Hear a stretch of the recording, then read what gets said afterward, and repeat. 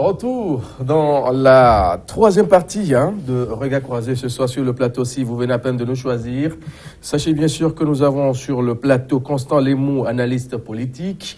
Sur le même plateau, Sylvestre Béni, il est le directeur de publication. Nous avons l'habitude d'IDP, de la Manchette.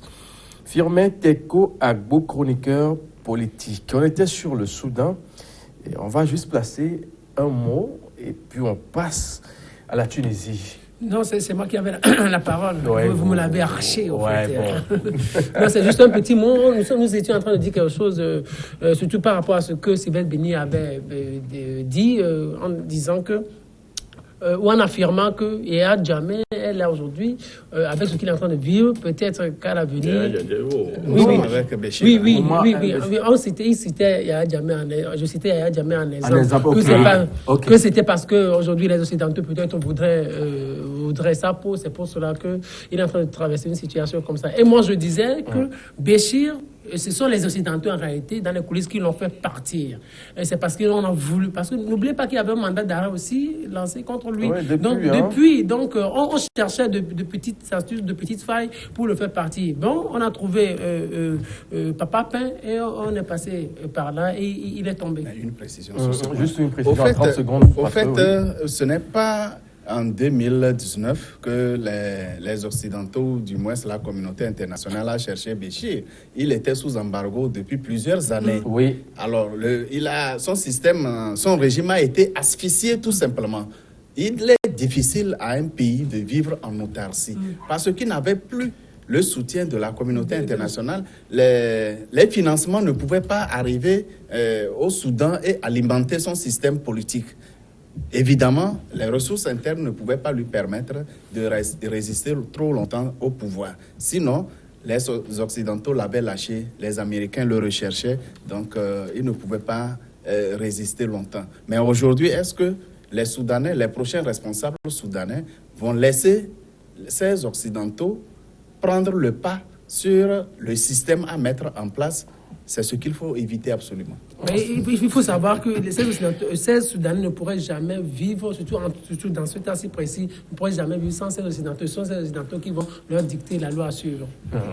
L'autre sujet dans Regard Croisé, le troisième bien sûr, on parle de la Tunisie, décès du chef de l'État tunisien présidentiel anticipé. On va d'abord s'intéresser un peu au décès du président, puisqu'il a été annoncé, décédé, par après on a dit, il est en quelque sorte ressuscité. On a vu d'autres présidents également qui étaient annoncés, partis, qui étaient revenus finalement. Sylvestre Béni, pourquoi tout ce flou-là autour du premier citoyen dans certains pays? Vous savez, le président en soi est une institution. Et lorsque vous ne savez pas jouer sur l'annonce du décès du président, vous pouvez mettre un pays tout de suite dans un chaos total. Voyez-vous, quand son décès a été annoncé entre-temps, je crois que au niveau donc de la présidence, on a vite fait donc de calmer les ardeurs en disant que le président est vivant. La preuve, il est sorti quelques jours après donc de l'hôpital et tout. Et c'est pratiquement hier que, du moins c'est ça, on a dit, il y a raison de lui. On parle donc de respiration, il était étouffé et tout. Mais il faut reconnaître également que l'homme est âgé, 92 ans. Et c'est un peu c'est grand, c'est grand. Si on peut pas dire c'est trop, mais c'est grand. Mugabe, oui. Les Zimbabwéens qui étaient quand même oui, âgés. Mais sauf que le monsieur, a aussi de la bonne poids et tout, vous savez, tout cela aussi influe sur la santé. Donc, mais c'est que, l'évidence c'est que le président tunisien n'est plus. Et lui-même, il a voulu quand même mieux organiser les choses, d'autant plus qu'il devait y avoir donc une élection présidentielle en novembre. C'est annoncé sur le 17 novembre. Maintenant que il est décédé, donc il veut organiser une présidentielle anticipée sur septembre, le 15 septembre, c'est ça? Le 15 septembre. Donc, je crois que ce que nous allons demander aujourd'hui, il faudrait quand même que les choses se passent dans les règles de l'art, dans les normes. Mais sauf que là où je crains, c'est que son successeur aussi n'est pas aussi un peu aussi souffrant. Il est juste là pour assumer la transition. Oui, mais lui aussi il est un peu souffrant. C'est là où je me dis qu'au cas où, bon, on va pas être quand même des oiseaux de mauvais augure, mais je souhaite véritablement qu'on puisse mieux organiser les choses, parce que après Ben Ali et tout, on a connu cette période-là. C'est ce président-là qui a su quand même et impulser ou mettre quand même le pays dans une nouvelle dynamique. Si on doit quand même reprocher quelque chose, peut-être à la Tunisie, c'est les failles au niveau donc des cellules djihadistes, mais depuis ce coup-là, au niveau donc d'une certaine plage là, je crois qu'ils ont quand même essayé donc de circonscrire ce mal-là.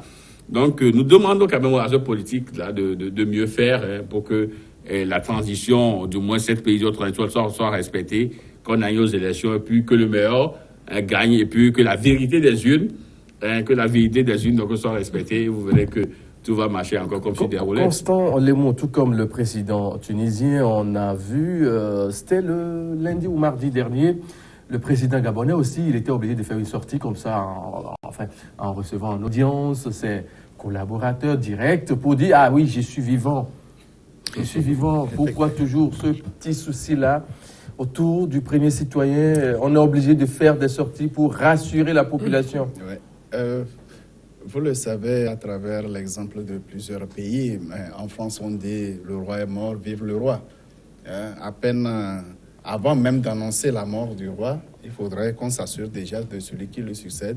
Et puis ça se passe comme sur un système automatique. Parce qu'on ne peut pas annoncer la mort du chef sans avoir pris toutes les dispositions. Prenez l'exemple du Togo en 2005. Le président Yadema, selon certaines indiscrétions, est mort au petit matin. Mais c'est autour de 18 heures que l'annonce a été faite sur TVT, sur la chaîne mère. Il fallait prendre toutes les dispositions pour, disons, assurer la sécurité, pour calmer ou du moins éviter des soulèvements ou bien des troubles. Parce que il y a des velléités, qu'on le veut ou non, il y a des ambitieux qui voudraient rapidement profiter des situations et prendre le pouvoir. Même avant la mort du président, du père de la nation. Souvenez-vous, au début des années 2000, la querelle entre Agbeyome et Nathiaba au sujet de l'intérim du chef de l'État, parce que les deux avaient une idée du dossier médical du président Yadema. Il savait qu'il n'en avait plus pour longtemps, et quand il est parti en Europe pour se faire soigner officiellement, il était à une mission, disons, un voyage officiel, je pense, en France, ou bien... En France, oui. Voilà. Les deux premiers ministres et présidents de l'Assemblée nationale se disaient que le président Yadema n'allait plus revenir. Alors, ce querellait par presse interposée, vous le savez mieux que moi, par presse interposée, chacun se réclamait tout indiqué pour assurer l'intérim au cas où le président ne revenait pas. Vous voyez que si vraiment le trépas était survenu en ce moment, vous imaginez que ce serait vraiment un affrontement entre les deux personnalités qui étaient les plus en vue au sommet de l'État en ce moment-là, à part le président de la République, bien sûr. Finalement, les voilà. deux n'ont pas Donc, ce sont des raisons qui expliquent que vraiment, on ne peut pas annoncer tout droit la mort d'un chef de l'État sans avoir pris toutes les dispositions pour éviter toute velléité. Le président gabonais a été annoncé mort plusieurs fois, surtout lorsqu'il a été hospitalisé au Maroc. Cette semaine-là qui est en train de clôturer, c'était le même cas également. Donc, même le président Faure, je me souviens en 2012, il avait été annoncé mort. Oui. Mais nous étions tous vraiment dans tous nos états lorsque nous avons été rassurés que c'était une fake news. Donc, franchement, le président de la République, comme mon co-débatteur l'a dit, ce n'est pas n'importe qui. C'est le premier citoyen du pays. Il incarne l'ensemble du pays. Qu'on l'aime ou qu'on le déteste, c'est qu'il a en lui l'institution. L'institution qui rassure. Et on ne peut pas badiner avec l'institution, surtout la première institution du pays. On ne peut pas badiner. C'est pourquoi il faut entourer cette institution de tous les soins possibles, surtout en situation de décès. Mais si vous prenez on va juste une précision dans le cas togolais, c'est que... Puisqu'on ne parle pas de on va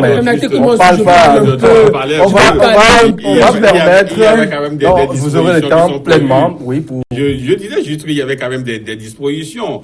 Alors, si le président n'est pas là, je crois que l'article 60 de la Constitution togolaise le dit, c'est le président du Parlement qui prend quand même la succession. Ce n'est pas ce qui manque dans les autres pays. Dans le cas togolais, les gens veulent faire autrement. Dans tous les pays du monde, il y a toujours des dispositions. C'est juste une précision pour que les gens puissent comprendre la précision, nous la connaissons. Elle existe dans tous les pays du monde. En Tunisie, la Constitution a tout prévu. Tout le monde savait, ou du moins c'est les plus proches collaborateurs du chef de l'État qui est décédé. Même le jour où il est décédé, ils savaient tous. Mais personne ne pouvait déclarer la mort, annoncer la mort du chef de l'État sans avoir pris toutes les dispositions. Et juste après, c'est Firmin Teko Agbo qui aura bien sûr la parole pour faire avec assez de minutes. Oui.